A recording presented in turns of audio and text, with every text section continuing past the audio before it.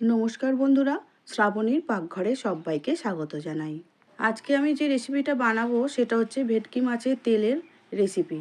তোমরা হয়তো অনেকেই পছন্দ করো রুই কাতলা মাছের তেলের রেসিপি। তো আমি আজকে ভেটকি মাছের তেলের রেসিপি বানাবো। তার জন্য নিয়েছি বেগুন, আলু, টমেটো কেটে পরিষ্কার করে জল ঝারিয়ে একটা থালার মধ্যে নিয়ে চলে এসেছি। এদিকে মাছের তেলটাও খুব ভালো করে ধুয়ে পরিষ্কার করে নিয়ে একটা থালার মধ্যে চলে এসেছি। এতটা বড় তেল আমার পুরোটাই লাগবে না, কারণ তাতে শরীর খারাপ হতে পারে, বুঝতেই পারছো। সেই জন্য আমি চেষ্টা করছি সমস্ত তেলটা গালিয়ে খানিকটা সরিয়ে রাখবো, আর বাকিটা রান্না করব। কড়ার মধ্যে সামান্য সর্ষের তেল দিলাম আর হাফ চামচের মতো জিরে দিয়েছি, আর দুটো শুকনো লঙ্কা মাঝখান থেকে ফাটিয়ে দিয়ে দিয়েছি। আর শুকনো লঙ্কা জিরেটা একটু ভাজা হতেই মাছের তেলগুলো এবারে কড়ার মধ্যে দিয়ে দেব। এবারে তেলের মধ্যে আমি দিয়ে দিচ্ছি 1 চামচের মতন হলুদ গুঁড়ো। হলুদটা দেবার পরে খুব ভালো করে আবারও মিশিয়ে নিচ্ছি। আর আমি দেখলাম যে প্রথমে ভেবেছিলাম যে অল্প একটুখানি দিয়ে ভাজবো, তারপরে দেখলাম যে না, পুরো তেলটাই আমি ভেজে ফেলি, তাহলে কিন্তু রেখে দিতে আমার সুবিধা হবে। ওই জন্য প্রথমে হাফটা দিয়েছিলাম, পরে বাকি তেলটা আবারও দিয়ে দিচ্ছি। দেখতেই পাচ্ছ আস্তে আস্তে কিন্তু গরম পেয়ে পুরো চর্বিটা গলে গেছে আর তেলে পরিণত হয়ে গেছে।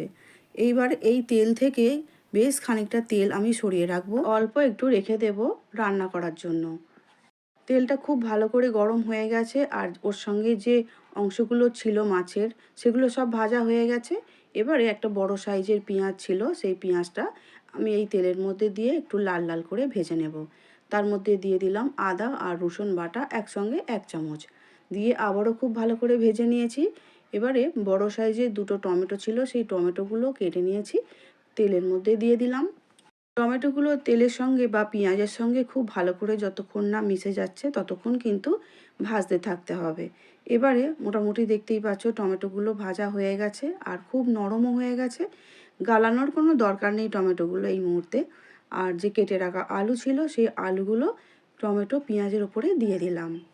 কাছে বা দূরে, দেশ বা দেশের বাইরে যে বন্ধুরা এই মুহূর্তে ইউটিউব চ্যানেল থেকে আমার ভিডিওটা দেখছো, সব বন্ধুদের কাছে আমার একান্তই অনুরোধ সাবস্ক্রাইব করে শ্রাবণীর পাকঘর চ্যানেলটির পাশে থেকে যাওয়ার।